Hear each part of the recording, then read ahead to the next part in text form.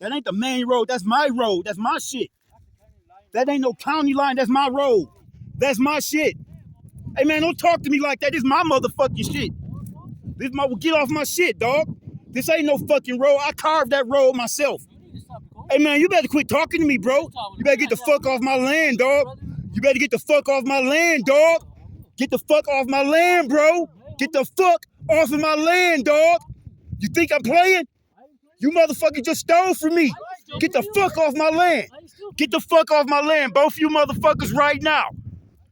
Right now, dog. Right now. You on my shit with a gun too, motherfucker? Get off my land, bro. I don't give a fuck. Get off my land. You don't own this property. God damn it. You don't own this one. Right, well get the fuck off my shit.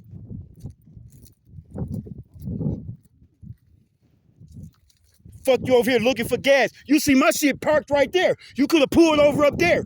You pulling over all down here doing some sneak shit. Get off my shit. Get off my shit. Get off my shit. Get off my shit. Get off my motherfucking land right now. Get off my land, bro. I ain't gonna say it no more. Hold this, my league. Hold this. Hold this. Hold this. They think I'm playing? Y'all think I'm playing? Y'all think I'm playing out here? Huh? Get the fuck off my shit. Think I'm playing? Huh? Get the fuck off my land.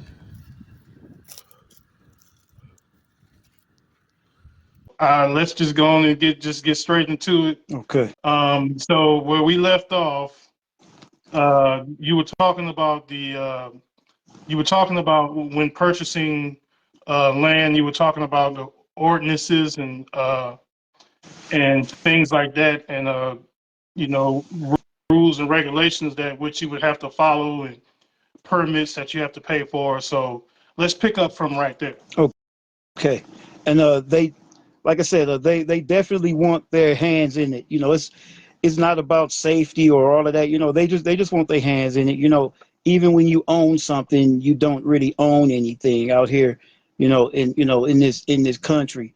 So they want septic permits and land use permits, and I have to have a permit to have my camper parked out there so many days. I have to have a permit for the container. So here in Costilla County, they recently changed the rules where you can have a shipping container, but you have to show that you don't own it. You have to show that you're renting it. So, you know, it just seemed like they're just making up rules as they go. You know, they just want money, man. You know, that's really what it is.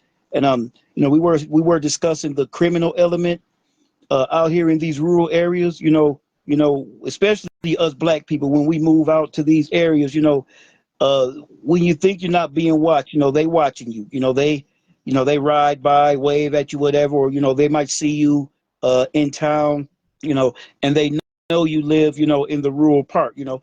Up here where we live away from the city of San Luis, they call it the flats. And they know that they think that most people that move out here, they got money and they rich, you know, and they don't understand, hey man, I'm not rich, you know, I'm just, you know, trying to make a living in a life for my family, you know, which I know, you know, you and your family, you know, do the same thing, brother. You know, y'all, you know, moved out and, you know, got your own thing going, and, you putting every nickel and dime together just, you know, just to get life going, man.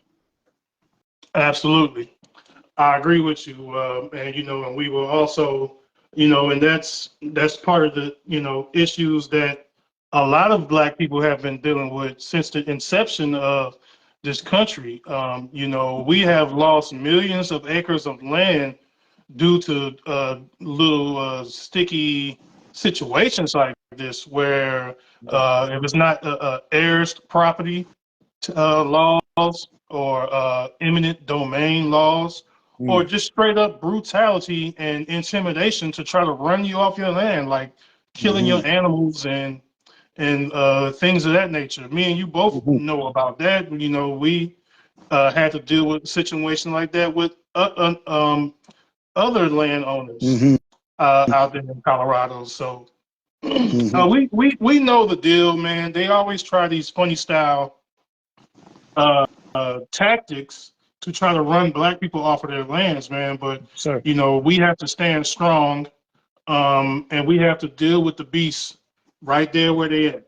Yes. And we cannot back down from this. We cannot back down from this beast, man, because, like I said, we have lost way too much land Oh. throughout the years of the inception of this country. So, Hmm. so you were talking about, we talked about the methamphetamine epidemic in these rural areas. Hmm. I mean, we've discussed that. So the breaking in of your container, do you feel that was those like some meth heads trying to look for something to sell, or what was going on with that? Yeah. That was, that was absolutely what it was, man. Um, you can tell if it was just, if it was just somebody being unruly, or if you're just somebody, looking for a quick dollar. So, like I said, they wiped out all my tools, all of my materials, um, uh, for me to start a life out here, man. So I was pretty much out here in the middle of the desert, square one. The transportation went down. I was just kind of stuck out here. It was me and my fiance and my oldest boy at the time, and it got really rough, man. It got really rough. So my fiance, she ended up going back, back to the city where her sister was, and which I actually wanted her to stay out there until I got everything going. But she wanted to come out. How you got your good strong woman, man. She wanted to stay with you through thick and thin. When it really got thin, really got thin out here, brother. It got a So little too thick, huh? got a little too thin, brother. So I don't hold that against her, man. Things were not as I promised her they would be. You know, and she tried to stick it out. So we both mutually agreed to have her move back on home. Then a little bit after that, my son, he had some legal problems, so he had to go back to the city. So it kind of just got down to me and my dog out here. But when before my son left, we caught those guys on the land. I sent you the video. We confronted these guys, and we took a videotape of it, so we could take it to the sheriff's department. So after we did this, because you figure you're doing the right thing. We're gonna take it to the sheriff department. We really don't depend or rely on the police, but you do have to have some sort of paper trail or something, just in case they pop back out here. You have to bury their Right. ass in the ground. Like, look, I sent y'all a video. You know what I was going through. I set up all of my no trespassing signs and everything. They still trespass. So when I sent the sheriff of Costilla County these videos, that's when the sheriff started ramping up all of their attempts to come up on my land and tell me I'm violating this and violating that, and I need this permit and I have to do this and I have to do that. So I'm like, wow, why would I send you evidence of crimes being committed, and you're treating me like the criminal. So I even posted pictures around the neighborhood to see if anyone recognized any of these guys. That's when the sheriff really started their harassment of me, because that's basically what it was. Just straight harassment. So some of the townspeople, it's some bad and it's some good. Some of the townspeople kind of pulled me to the side. They said, "Hey man, that's I guess the guy's name was Jose or something. I forget the name, but I sent you the information. But his Right. last name was Medina." And so they said, "Yeah, the Medinas run the sheriff department, and the Medinas run the zoning and planning." I'm like, wait, what? What is it? Basically, what I did was told the sheriff that the meth head side of their family was responsible for breaking into my container. And this small town, like I said, from what everyone's telling me, there are three families that run this town. One family runs the government, one family runs the all the small stores, and another family runs all the rental houses. So they all, these three families are in conjunction, in cahoots with everybody. So my main thing was to find out what I found out that the criminals that are running around causing havoc on even people in the small town as well as people in the flats, they are related some type of way to the sheriff department, to the Costilla County Sheriff Department. So once I like I said, gave word that these guys had did some criminal activity up on my land, that's when they started harassing me. So I said, well, what about these criminals? What's going to happen there? I said, am I within my legal rights to defend myself on trespassing land? So this is another thing that I found out.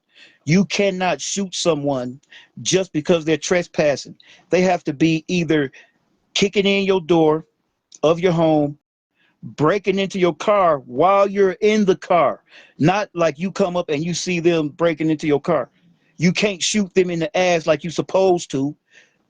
These trespassing laws are funny, and they have to you have to feel like your life is being threatened. So you don't want to wait for the bear to attack you before you shoot the bear. But out here, they pretty much want you to have scratch marks on you from the bear before you shoot the bear. You understand? Before you're able to defend yourself, you Before have you're to able to. damn near be attacked.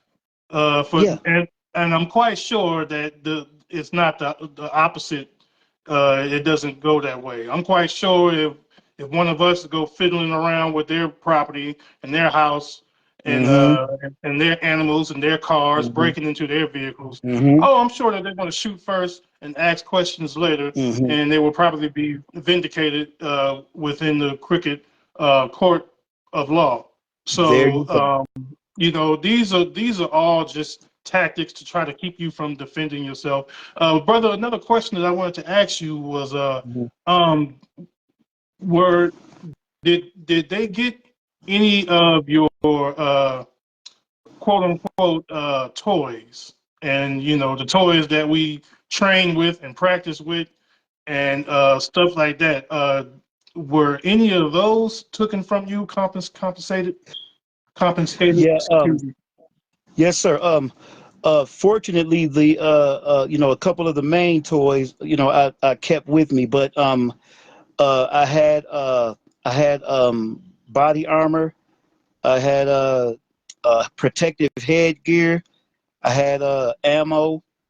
So those were taken. I had a stockpile of water, stockpile of food. Uh, just like I said, my tools and all that. But yeah, those all these things were taken. And the day that they came back to finish the job, is when I confronted them. It was me and my son were here at the time, and once I saw what they were trying to do, like they walked right past the truck. They didn't see me in the truck.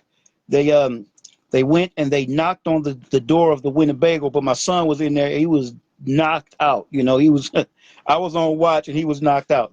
So I'm watching them. I'm like, let me see, what these cats gonna do. So you can tell it was them because they went right from there, went right to my container and opened up the door. So at that time, I hopped out with the phone, to video for evidence, and I hopped out with my. I didn't pull my firearm yet, but I hopped out, let them know, hey, what you're doing, what's going on. They gave me this lie about they were looking for gas and blah blah. And once I discovered that it was them, they started trying to walk off. So the confrontation got a little bit more. Then I noticed one of them had a gun. He had a chest rig, with his gun over his chest. So that's when I pulled my weapon out, and then that's when they started dispersing. So uh, I had cut about two or three roads, two or three pathways into my land to get on there. So they were saying, "Hey, we came up on this road right here. So this is a public road." I said, "No, this is my road. This is a road I carved myself. This is my land. You get off my land." I started getting a little bit upset. Then I saw the way that they had their truck parked, and you can tell that they, because I have a little hill over my land. And if you sit in the middle of it, you can't see over the hill. So once we got over the hill, I saw both of their pickup trucks. They were there to take the rest of the things. They didn't get, like, I had a couple of propane tanks out there, a couple of batteries, some water containment, and they had come back to finish the job. And so I Right. stopped all of that, and yeah, I pulled you know pulled my trusty out, and cocked it and loaded. They hopped back in their trucks and they took off. And so then from there, that's when I used that evidence for the sheriff, and then that's when the sheriff themselves started amping up their harassment of me. And yeah, so that brings us to this day right now. To where we at. So, and the name of this sheriff's department again is Costilla County, Costilla. It's Costilla County, and we are in the small town is San Luis. So they are the San Luis Sheriff Department in Costilla County, Colorado, and okay. based on, like I said, based on what everybody's telling me, they the sheriff department has been, run by the same family. So I utilized one of our sisters. Our sisters. They look out for us, brother. We got some badass sisters in this organization, man. So I contacted one sister. I gave her a picture, gave her the names, and she sent me back so much information where it showed that all of these families are related.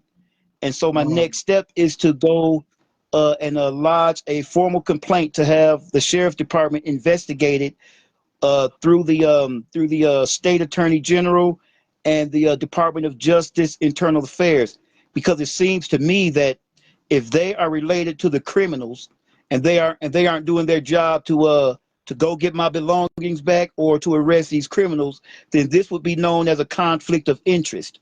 So I have in place a couple of the residents out here who have the same complaints with the sheriff department. Now, I contacted this, as many of them as I can, and a few of them are scared. So, which is understandable. They don't want to get involved. I can understand. They've been here longer than me, and they've had enough. They just want to live their peaceful life. Stay under the radar as possible. But brother, you know us. We've always had to fight. We've never we are not even safe under the radar. So they go under the radar and fuck with us. So we gotta fight. They push us into these corners, and then when we come out swinging, they want to play the victim. So what I want to exactly. do, what I want to do is expose this sheriff department, and as I said, it's not only happening to me, because you and I and your wife, we also did patrols for the Mallorys on Freedom Acres Ranch out there in Yoder, Colorado, and they still have problems from what because I keep up with them all the time. They are still having problems with the sheriff department out there. They have videotape of the sheriff actually driving through their perimeter to allow others animals to come on their land and graze. So this is a fight that is not only mine. It is every other black landowner and a black farmer, not only in this state but probably across the United States. And the reason we don't hear about it is because it's swept under the rug, and it's in these little small towns, and most of our people are out there by themselves. They don't realize that there's a lot more of us, and we have to come together and build this big old army. We cannot make the same mistake that Black Wall Street made, where they had all of these beautiful businesses and had a lot of thriving organizations and families doing big. But what they did not have is some bullets to shoot back at these tyrants, because that's the only thing that they respect. They don't, they they write the laws. They want us to respect the laws, but they don't play by the laws. They don't play by the rules. And sometimes, man, we got to do the same thing. We got to shed some blood, bro, to keep what we got going. These are our legacies. Like you mentioned before, man, our people lost millions and millions of acres, and they didn't lose them legally. They lost them from people coming in there trying to kill them and killing them and taking their land like that. So, we Absolutely. gotta, And it seemed like what you have stumbled upon uh, is essentially a good old boy network. yes, sir. Yes, sir. it seems like that's what you stumbled on. Uh, and that's definitely something that we are going to have to deal with, Mm-hmm. on a regular basis, man, because, Yes, sir. like I said before, for years, for decades, we've been dealing with the beast trying to rob us of our resources and our land. And Mm-hmm. so that's definitely something that we have to fight. Yes, sir. So, from my understanding, you have I don't know if it's a GoFundMe or a Kickstarter or something, but Yeah. Now I don't know much about fundraising and all that. So I went on this site one of the sisters sent me, and it's called Go Funding, and because I'm basically trying to get really just funds to get my transportation going. Once you got transportation out here, man, that's about 80-90% of the battle. When you don't have transportation out here, you pretty much a sitting duck. So I had a pickup truck out here, and I was having repairs done on it, and I had to walk down into town. And when they see you walking into town, it takes me probably about an hour, 2 hours to walk a few miles and come back, handle my business. So when I came back, I saw my hood was up, and I knew somebody had sabotaged my truck. So all I had to do was put a starter on the truck. Once I put the starter on there and started it up, you could tell somebody had been up under my truck, and they messed something up. So, I eventually now I need a motor, for the truck, or either that, or a new truck. So, I had been reaching out to friends and family, just as they were helping me along just through the winter, to at least just get my RV, where it can, where it can stop the cold wind and everything. And once I got all of that going, uh, I couldn't ask him for any more money, man. You know how we are, bro. I barely want to ask him as it was, and then we're very prideful, man. yeah, Pride, yeah, especially yeah, black yeah, men. Men are very prideful, man. We don't want to be yeah, asking yeah. nobody for nothing. Mm, and it was hard We want enough to for do me it to on ask our him own. for that. Yeah, it was hard enough for me to ask him for that. So I didn't want to say, "Hey, y'all, I need a truck, whatever." So I was finally convinced to make a funding page, and it goes through PayPal. So I had to make another PayPal. I had to do all that logistical stuff that I don't really want to do. I definitely didn't want to make this funding page, but it is a funding page going right now, and the title of it is stranded landowner. That's that's the title of it, and it Stranded basically, landowner. yes, sir, Okay, and stranded for the landowner. so is a GoFund, and it's the title of it is Stranded Landowner. I Yes, do not sir. have a link for the I do not have a link right now, Hmm. but of course, like I said before, I will edit this video Hmm. and everything, and all links to Eric Randall's GoFundMe will be included in the videos. Hmm. So, when you guys see these links, please go and support my brother. Make sure that he has what he needs to survive out there.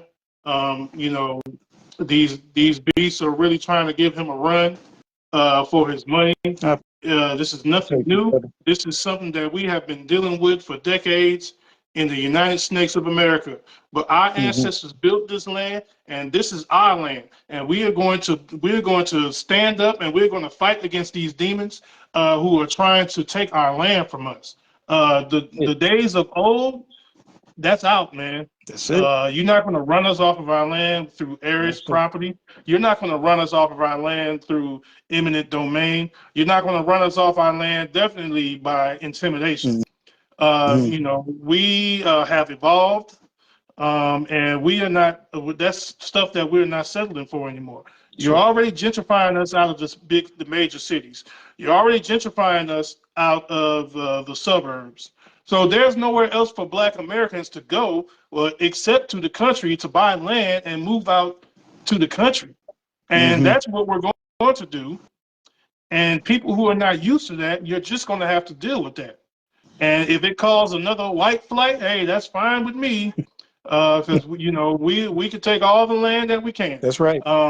because it belongs to us anyway, and we had millions of acres of stolen from us to begin with. Hmm. So we're doing our part to get our land back.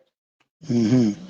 That's absolutely right, brother. And I appreciate you, man. I appreciate you creating a platform, to allow us to come on and speak and just let it be known. And I would like to, if possible, if we could spread this around, to reach out to other landowners who are scared, who are out there by themselves, thinking they by themselves. You guys not alone, man. There's more of us than you think, and we ain't about that. We ain't about that. We shall overcome shit. We ain't coming with bullhorns and all that. You know how we came for the Mallory's, brother. That's how we gonna come for everybody else. Exactly. Hmm. And like I said, the marching and protesting and stuff, that does something as far as drawing attention to the situation. Yes, But, sir. in the year 2025, you're going to have to do a little bit more than we should overcome marching and protesting. That's right. You got to, like Warren G said on the regulators, you got to keep the steel handy, if you know what I mean. That's So, right. we will not be pushed off of our land by these devils no longer. And as far as black landowners, you're a landowner. I'm a landowner. My wife and I. We get the Mallories and just other black landowners. We definitely need to stick together with this type of situations and support each other. So President Zelensky, he came over to the White House, and he paid a visit to Donald Trump and J.D. Vance.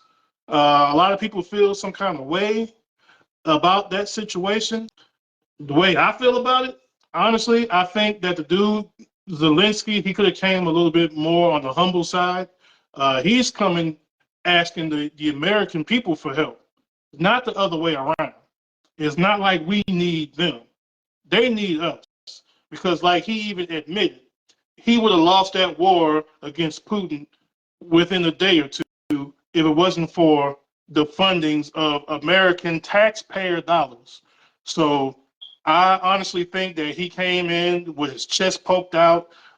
He had a really disrespectful disposition. And I'm glad that he was checked by J.D. Vance and Donald Trump. He was G-checked, and he needed to be G-checked because he came in with an attitude. He came in, first of all, he was mad disrespectful. He didn't even bother to put on a suit. And he got on some semi-military, all-black gear with military boots, and like, what is you doing, man? Show a little bit more respect. That's how I feel about the situation. Um, but he was definitely G-checked, and I don't know what's gonna come of this now. He came in to the White House disrespectful. He came in with his hands out and expecting. I think the Democratic Party make these guys so comfortable. Uh, with the disrespect that he just felt that he can just come over and just stick his chest out and be huffing and puffing all this hot air and talking over people and just being just in my opinion he was being an asshole. So Trump and JD Vance showed them what type of an asshole they can be. But I definitely want to continue this conversation with you. We can do another live broadcast, and maybe we can do it. Maybe we can join on Instagram or something like that. What's up, Righteous? Come here. Come here. Come on. I want you to say hi. I want you to say hi. Hey, how you doing? All right. Yeah, this is my son Righteous, and I knew he was gonna come down, messing with Daddy while he's doing his podcast, but it's okay. Um, you know, Brother Eric Randall, I appreciate having you. I'm gonna try to add you one more time. Okay, yeah. So I'm gonna go ahead and wrap this live up. Once again, this has been go on over there a bit. This has been another episode. Yeah, you got my boy over here making all types of hella noise. But once again, this has been another episode of the Rebellious Rhymer podcast. I am your host, Shane the Artist. It's been good having you, family. We appreciate our guest, Brother Eric Randall. And hey, man, we got to cock one back and load it and let off on these devils, man. Let off on these devils, man, trying to take our land from us, man. We not having that. So peace and power. We'll get back at you on the flip side. And remember, the revolution starts with you.